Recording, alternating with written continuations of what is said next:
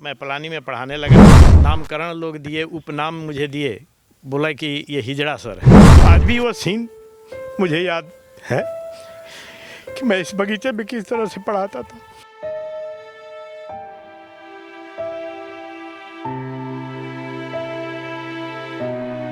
पाँच 10 औरतें एक समूह में आकर वहाँ लेटरिंग कर देती थी। उसके बाद से की क्या लोग की शीशा तोड़कर मेरे प्रांगण में फेंक दिया। यहाँ पड़ी हुई हो, कैसा लगता था उस दौर में, मतलब वहाँ बैठ के पढ़ाई करना? बहुत अच्छा महसूस।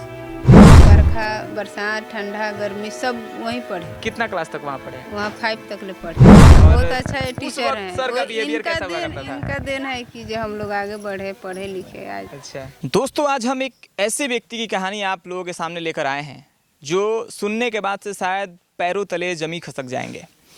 आज हम जिस जगह पे खड़े हैं उसके पीछे आपको एक मतलब जंगल झाड़ी हम कह सकते हैं, कुछ हल्दी का पेड़ है या छोटा मोटा ऐसे मतलब निकला हुआ है।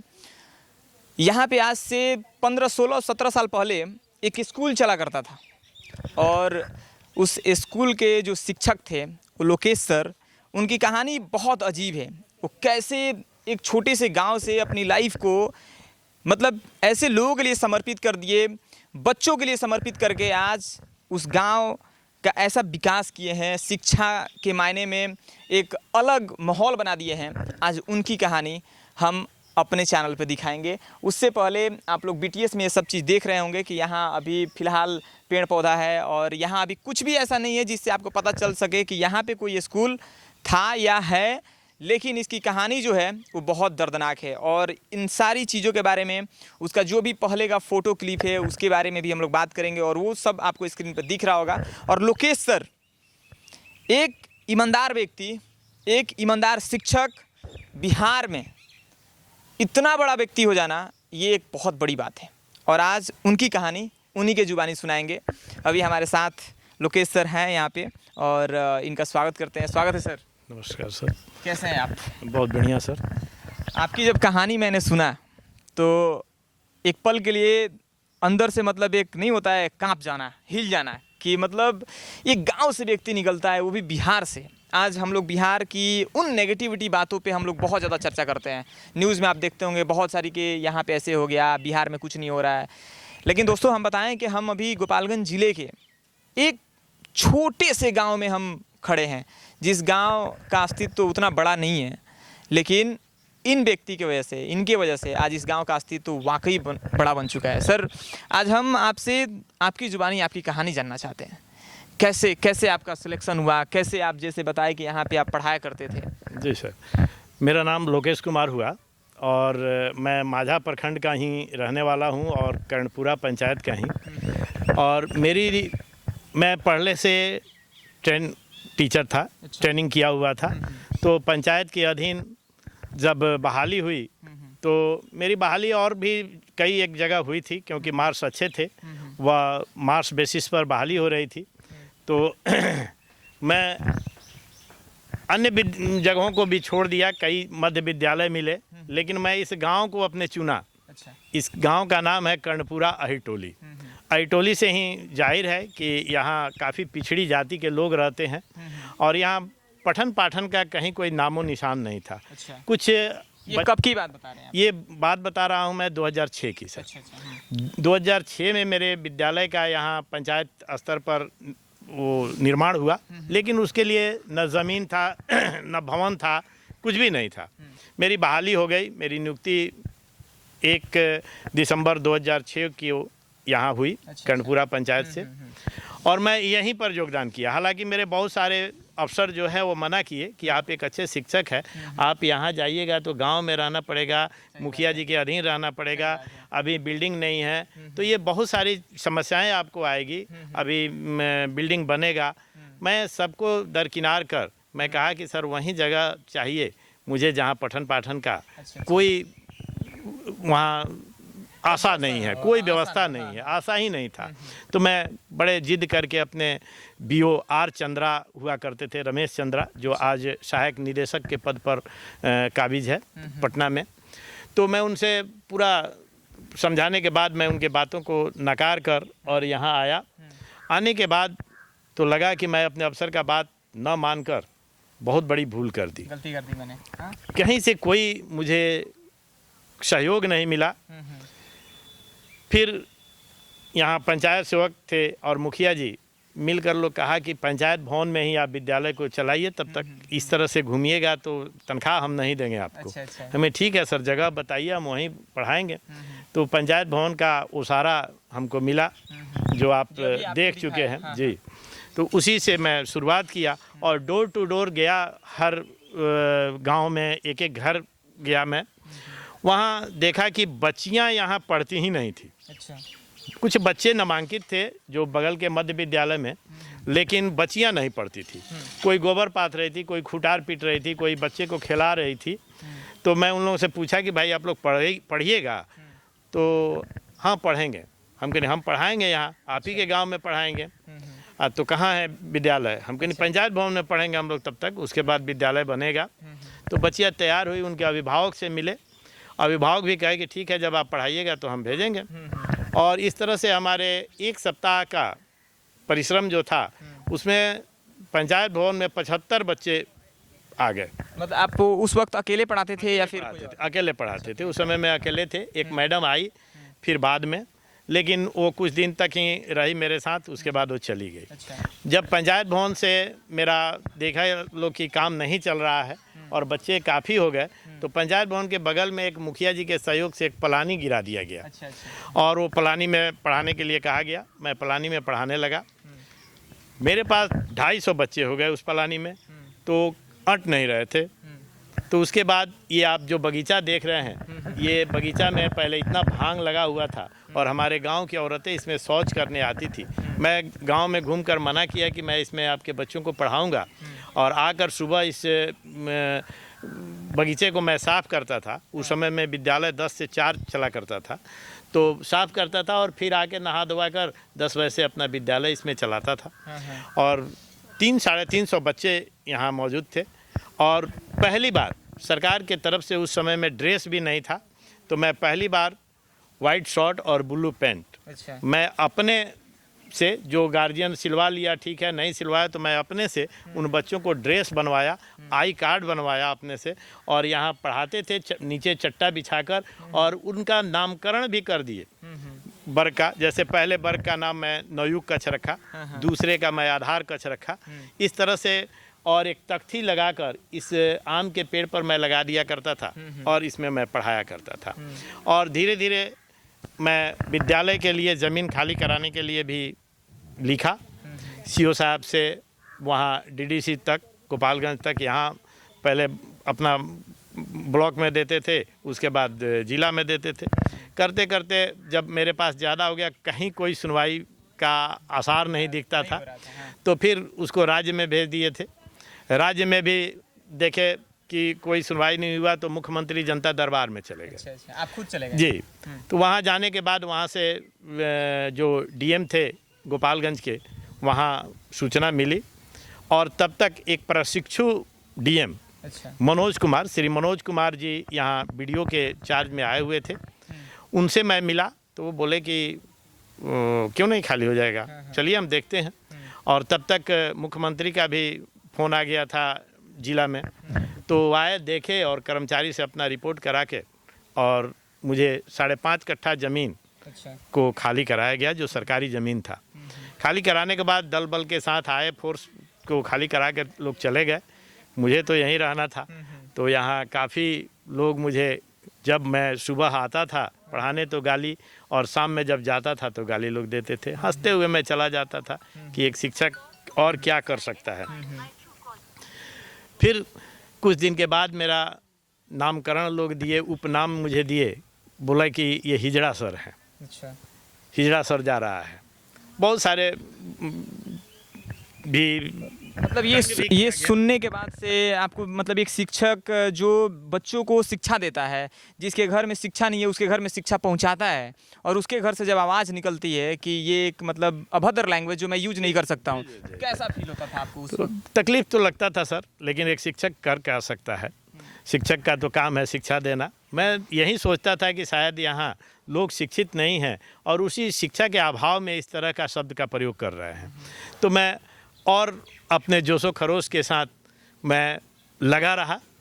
उसमें 2010 में मेरा बिल्डिंग बन के तैयार हुई और फिर मैं वहाँ चला गया और वहाँ आज जो देख रहे हैं ये आपके सामने है। जैसे 2007 की ये जो बात है, उस वक्त आपने बताया कि मतलब 200-250 बच्चे पढ़ाया करते थे आप। जी सर।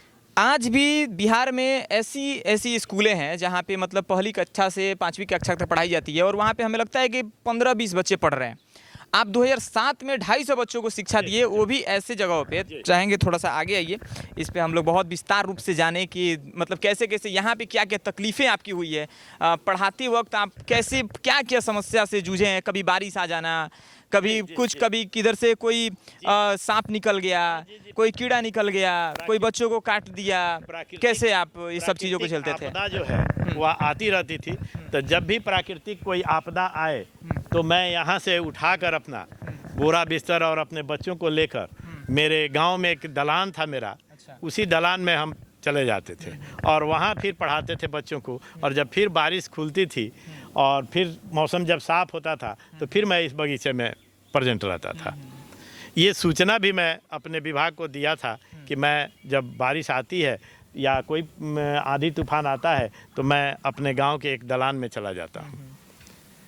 और यहीं पर सरकारी एक कल है, यहीं पर हमारे बच्चे पानी पीते थे। यहाँ तक कि यहाँ के लोग बच्चों को पानी भी नहीं पीने देते थे, उस कल का नट निकाल लिया जाता था। बाद में हम कहे थे कि ठीक है अभी तो आप लोग तंग कर रहे हैं, लेकिन बाद में मेरा ऐसा हो जाएगा विद्यालय कि आप लोग उस कल से पानी पीजिएगा। सही बात है। तो आज सही में जो हमारा आज तो बाउंड्री हो गया है, तो जब मेरा कल था चापाकल वहाँ हलवाए थे, 2 सरकारी चापाकल मुझे मिला था, तो वहाँ सारे गांव के लोग उसी कल से अपने घर का पानी पीते थे और दाल भी सिजाते थे।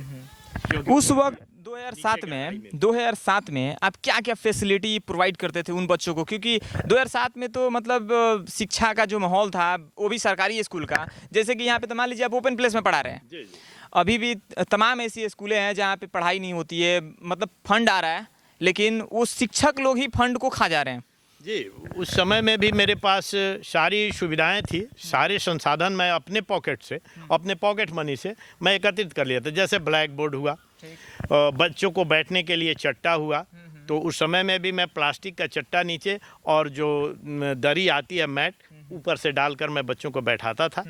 सारी चीज़ें हमारे पास मौजूद थी, बस एक भवन नहीं था। बहुत सारे अफसर आकर उस समय में जांच भी किए और कहे कि अरे बगीचा तो आप बहुत सुंदर बना दिए हैं। तो उस समय में भी बच्चे और बच्चों का ड्रेस, उस समय में सरकार की तरफ से कोई दिशा निर्देश नहीं था कि हमारे बच्चे ड्रेस में रहेंगे। तो मैंने देखा कि नहीं, जब प्राइवेट वाले बच्चे जो है वह ड्रेस में जाते हैं तो हमारे सरकारी वाले बच्चे भी ड्रेस में आएँ। तो उनके लिए मैं अपने पॉकेट से आई कार्ड यहाँ एक स्टूडियो वाले को बुलाकर उन सबका आई कार्ड बनवा दिया। उनको ड्रेस जो बच्चे अपने अभिभावक उनको दे सके दिए, कुछ बच्चों को हम भी ड्रेस बनवा दिए। तो बनाकर और पूरी बच्चे, पूरे जितने भी क्लास के बच्चे थे वो सभी बच्चे ड्रेस में आते थे उस समय भी। ये सब अपने पॉकेट मनी से आपने किया? जी जी, उस समय में कोई फंड नहीं था, पॉकेट मनी से। इट मीन्स कि उस वक्त कोई फंड नहीं था या कोई फंड आता था मतलब गवर्नमेंट की तरफ से? नहीं सर, कोई फंड नहीं आता था उस समय में। उन लोगों को छात्रवृत्ति पोशाक की राशि, नगद राशि आती थी उस समय में बच्चों को देने के लिए। तो वो बच्चों को यहाँ उनके अभिभावक के या जनप्रतिनिधि को बुलाकर उनके हाथों से उन्हें वितरण कराया जाता था। ये जब भी आप इस जगह पे आते हैं, जैसे आज मेरे साथ आए हुए हैं, आपका तो गांव ही है, तो आप आते होंगे, घूमते होंगे, तो जब इस जगह को आप देखते होंगे क्या फील करते हैं?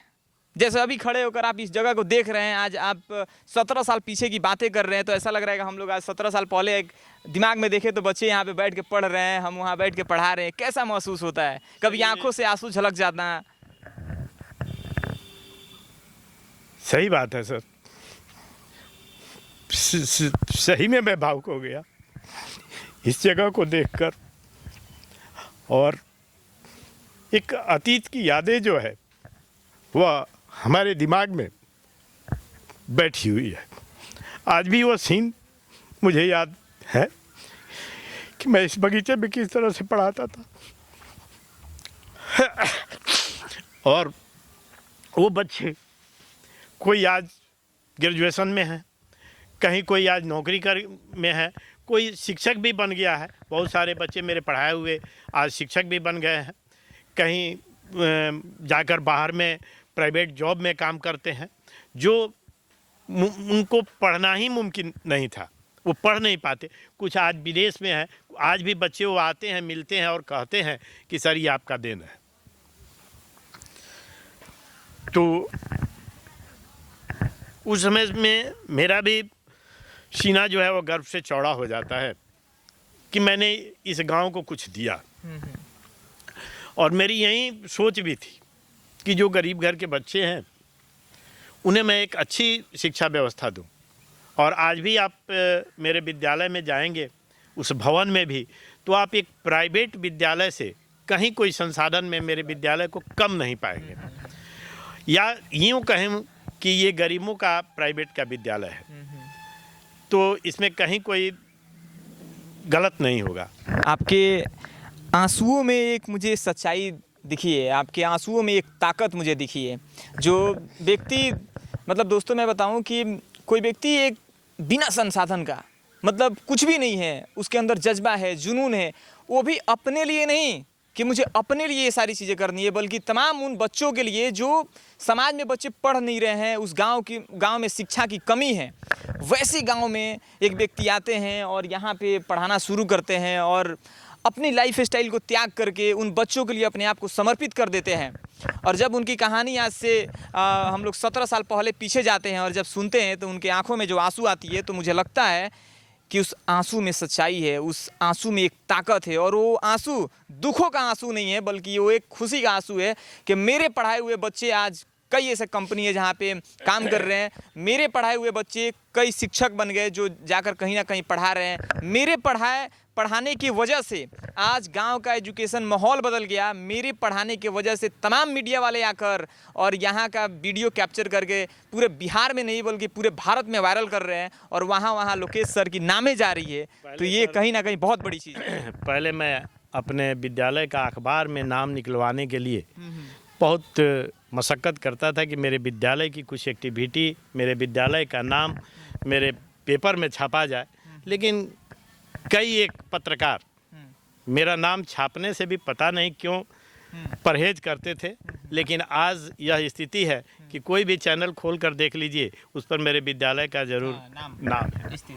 ये स्थिति है आज के जो दौर में। आज मतलब ये इस दौर में पॉलिटिक्स को लेकर बहुत ऐसा चीज़ें, बहुत ऐसे लोग हैं जो दबाते हैं कि नहीं इसको ऐसे नहीं करना है, नहीं आप ऐसे नहीं कर सकते हैं, यहाँ के स्कूल ऐसे हैं। तो क्या आपके ऊपर कोई प्रेशर आया कि नहीं आप अपने पॉकेट से लगाकर सरकारी स्कूल में आप ऐसा क्यों कर रहे हैं? ऐसा कोई प्रेशर कभी? नहीं सर, मैं आज तक कोई दबाव डालने की कोशिश कहीं कोई किसी के दबाव में मैं नहीं काम किया हूँ। मैं स्वतंत्र काम किया हूँ।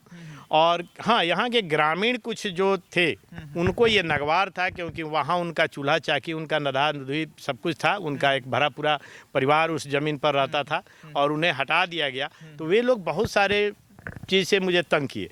जैसे जहाँ मेरा मध्याह्न भोजन बनता था उस समय में, वहाँ 5-10 औरतें एक समूह में आकर वहाँ लेटिंग कर देती थी। और हमारी रसोईया आए तो कहे कि अरे लेटिंग कर दिया गया है। हम कहे कोई बात नहीं।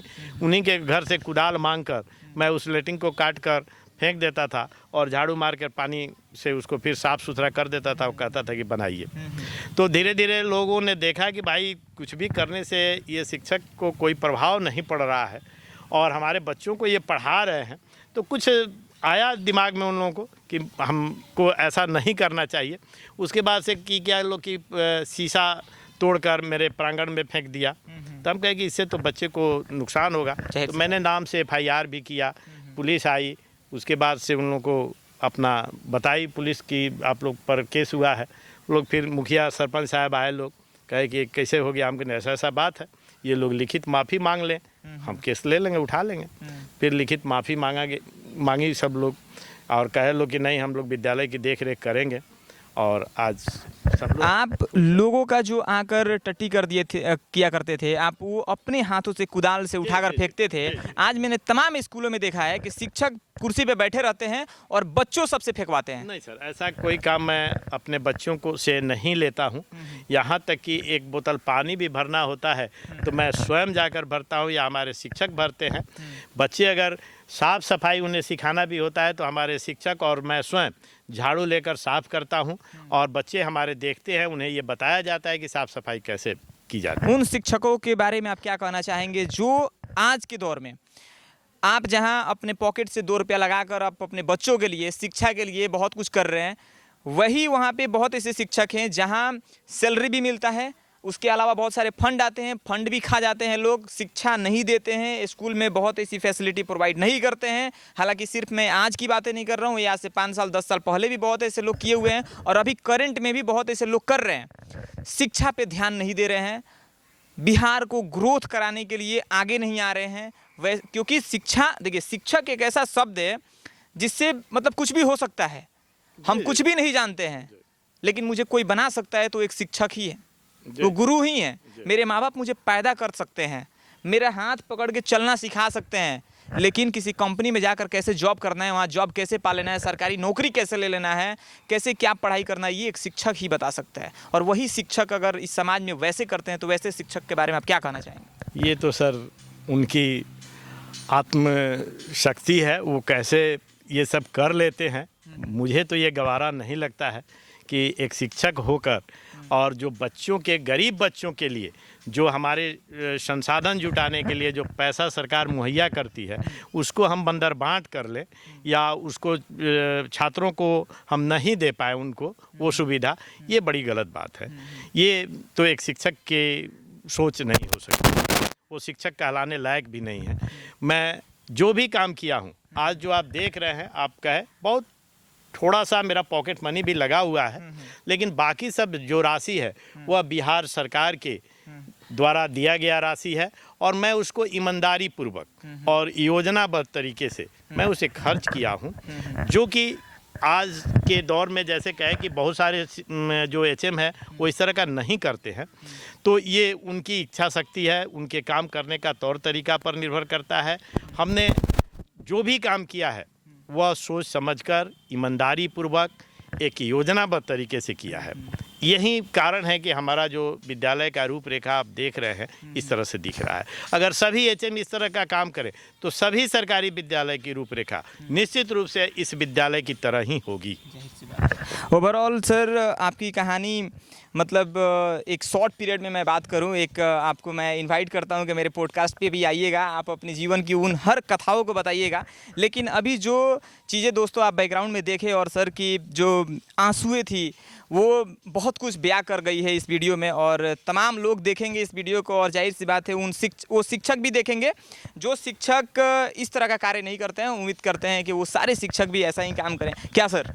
जी सर, निश्चित रूप से आदमी, हम भी कहीं से सीखते हैं, हम भी किसी शिक्षक का देखकर ही सीखते हैं, कहीं टीवी से, कहीं यूट्यूब से बहुत सारी चीज़ें दिखाई जाती है। आज हमारे बिहार की शिक्षा का दशा दिशा बदल रहा है, के पाठक जी आए, उसके बाद से हर तरह से अब बिहार सरकार भी शिक्षा पर ध्यान दे रही है ताकि हमारे गरीब के बच्चे भी पढ़ें और उनमें भी वो टैलेंट हो कि जाकर कहीं बाहर में नौकरी ले सके। जाहिर सी बात है।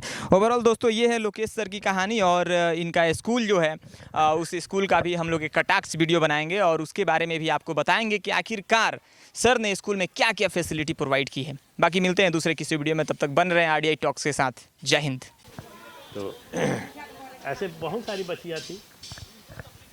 आप जो वहाँ पे सर ने हमें दिखाया जो जंगल झाड़ अभी दिख रहा है, वहाँ पे मतलब किस तरह की व्यवस्था हुआ करती थी जब आप पढ़ा करती थी वहाँ पे? बहुत हम लोग सफाई कर दिए थे पूरा। यहाँ से जो स्थान है काली स्थान, वहाँ से लेकर वह घर दिख रहा है वहाँ तक पूरा साफ सुथरा है, पूरा साफ। आज सोचिए कि आप जिस शिक्षक से पढ़ी आप आज उन्हीं से फिर आपके बच्चे पढ़ रहे हैं। हाँ। कैसा महसूस होता है? बहुत अच्छा, बहुत अच्छा टीचर है। सर का बिहेवियर कैसा हुआ करता था? इनका देन है कि जो हम लोग आगे बढ़े, पढ़े लिखे, आज अच्छा यहाँ तक पहुँचे हैं। उम्मीद करते हैं कि ठीक है, आपकी तो शादी ब्याह हो गई है, लेकिन आपके जो बच्चे हैं सर के मार्गदर्शन में उम्मीद करते हैं कि उनको छूट दीजिएगा कि पढ़ें, हाँ छूट है। पैसे की कमी होती है, शिक्षा में बहुत पैसे आजकल लग रहे हैं, लेकिन सबकी व्यवस्था हो जाती है। हाँ। जज्बा हो, जुनून हो तो कहीं सब- से ना कहीं से वो हाँ, एडजस्ट हो जाता है। adjust हो और वही बच्चे जब पढ़ लिख कर कुछ बन जाएंगे ना, तो वो सारा जो कर्ज लेकर पढ़ाया गया पैसा सब चुकता हो जाता है। और बहुत लोग तो ऐसे होते हैं जो माफ भी कर देते हैं। क्या सर? सर आए ना, जब सर आए तो यहाँ पढ़ाई होता था 2006 में। अच्छा। यहाँ से फिर ये जो बिल्डिंग दिख रहा है, यहाँ पलानी रख के पढ़ाई हुआ। फिर यहाँ से छूट गया तो वहाँ हम लोग बरसात ठंडा गर्मी सब वहीं पढ़े। कितना क्लास तक वहाँ पढ़े? वहाँ 5 तक ले पढ़े। अच्छा। हाँ, अभी नहीं स्कूल नहीं बना था। हाँ। उसके बाद से हम लोग का वहाँ एथी हो गया। सर का ज्ञान दिया हुआ क्या आज कहीं ना कहीं आपको यूजफुल लगता है, काम देता है? होता ऐसा ज्ञान लगता है कि कहीं गुरु भी। ने, लोकेश सर ने मुझे पढ़ाया है? हाँ तो लगता है ना। हाँ। लगता है।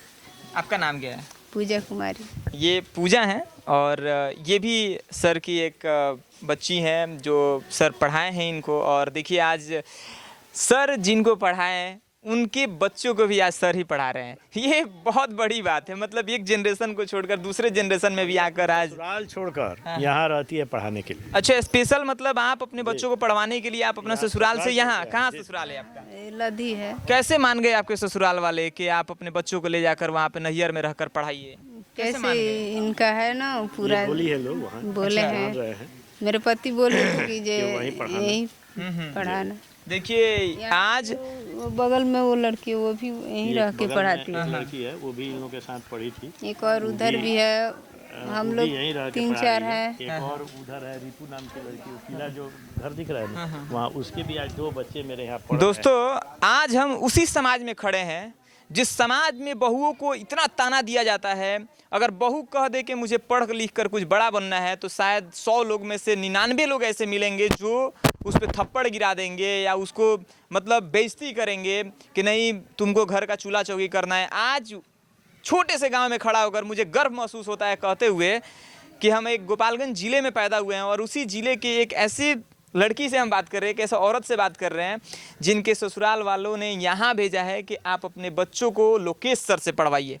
ये कहीं ना कहीं ये जो बात मैं कह रहा हूँ इसका टोटल क्रेडिट सर आपको जाता है। टोटल क्रेडिट आपको जाता है क्योंकि ये आपकी वजह से ही संभव है। अदरवाइज ये संभव नहीं होता। क्योंकि आज तो बच्चियाँ चली जाती हैं अपने वहाँ जहाँ शादी हो जाता है, वहाँ से अपने घर आने के लिए बहुत सारा मतलब इशू हो जाता है। आने के बाद से लोग झगड़ा तगड़ा नहीं बुलाएंगे, चाहे दहेज प्रथा, बहुत सारी चीज़ें होती है। अभी आप विद्यालय में चलेंगे तो मैं मिलवाऊंगा। मेरे पास 4-5 बच्चे हैं जिनकी औरतें यहाँ आकर आप लोगों का बनाया हुआ वीडियो देखकर और माझा में डेरा लेकर 1500 रुपया में डेरा लेकर और मेरे विद्यालय में पढ़ाने के लिए छपरा और सिवान से चलकर यहाँ डेरा लेकर आई है और उनके बच्चे यहाँ पढ़ते हैं। बताइए दोस्तों, ये बहुत बड़ी बात है और ओवरऑल यही रीज़न है कि शायद आज आपके स्कूल मतलब पूरे बिहार में नंबर 1 पे रैंक कर रहा है। ये सर आप लोगों का देन है कि आप लोगों ने इस विद्यालय को कवरेज करके और पूरे विद्यालय परिवार को और हमारे बच्चों को पूरे बिहार में कम से कम लोगों को देखने का आप नसीब दिए हैं। ये बहुत बड़ी बात है। आप कैसा लग रहा है आपको आज सर के साथ खड़ा होकर, सर से बातें करके? वही सर जो आपको चलना सिखाए हैं, वही सर जो आपको क ख सिखाए हैं, वही सर जो आपको गिनती सिखाए हैं। अच्छा लग रहा है। हम लोग लाइन में खड़े होकर बहुत गिनती गिनते थे। चलिए, उम्मीद करते हैं कि आपके बच्चे बहुत आगे जाएं। और सर अब चलते हैं वहाँ पे। आज देखिए यह 10th में तो किस क्लास में, मतलब कहाँ पढ़ती है? Madhav high school. माझा में ही? हाँ, माधव हाई स्कूल माझा जो बगल में हाई स्कूल। तो तुम यहाँ पढ़ी हुई हो? कैसा लगता था उस दौर में मतलब वहाँ बैठ के पढ़ाई करना? बहुत अच्छा महसूस होता था। और आज कभी सोचती हो कि मैं वहाँ वैसे आज जहाँ जंगल हो गया है मैं वहाँ बैठ के पढ़ा करती थी? हाँ। सोचती होगी तो बड़ा अजीब लगता होगा ना।